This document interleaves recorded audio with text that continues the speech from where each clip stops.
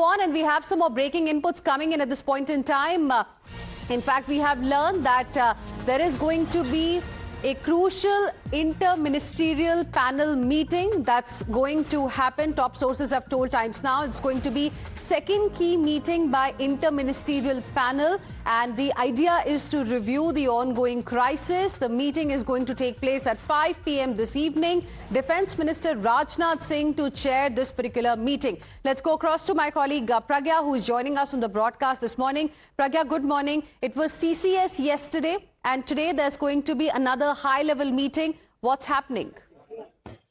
Absolutely, Hina. And looking at the challenges that we are facing because of the situation in West Asia, in fact, this particular group of ministers have been made. It is called Group of Ministers. And in fact, this has already met once, and Rajnath Singh, who is also Defense Minister, chairs this particular meeting. And remember when in CCS, PM had taken the review of the measures that had been taken in context of ongoing West Asia conflict. There had been many interventions across agriculture, fertilizer, shipping sector. What we are given to understand that this particular meeting is going to discuss supply diversification for LPG, LNG, and also the fuel duty reduction. We have also seen what Finance Ministry did, exempting customs duty from petrochemical products. 40 of them have been listed by the Finance Ministry. So these are some minor and also some very important and crucial steps to ensure that there is a stability in the market, the prices will not go up, and in fact to ensure that at least the essential commodities price remains stable.